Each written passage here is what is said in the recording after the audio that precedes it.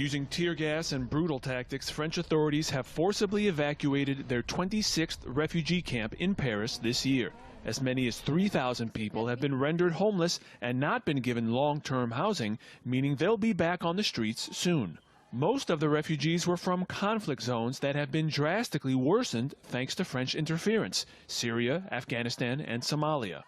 Despite playing such a significant role in the creation of the world's worst refugee crisis since World War II, France is constantly criticized for not doing enough to resolve the crisis.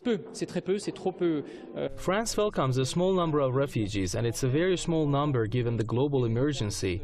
It is also too small for a country with the size of France's population and economy.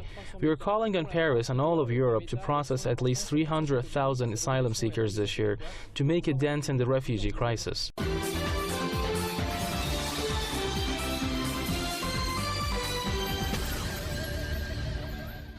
New UK Prime Minister Theresa May recently met with her French counterpart, and they agreed to maintain the status quo at the notorious Calais refugee camp, which confined some 7,300 people amid atrocious conditions. During the run-up to the Brexit vote, France had threatened to push the UK asylum seekers to Dover, England, but many were aware that this was just a scare tactic. The UK simply refuses to process asylum seekers from Calais, and in exchange they send millions of euros each year to pay for the costs of Calais.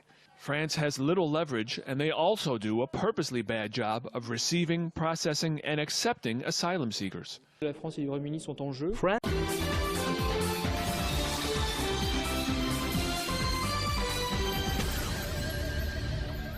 France and the UK are not meeting their international obligations in Calais. Our mission in the camp has discovered many people who have every legal right to migrate to the UK and who have families ready to receive them. We hope to see some significant progress by the end of the year.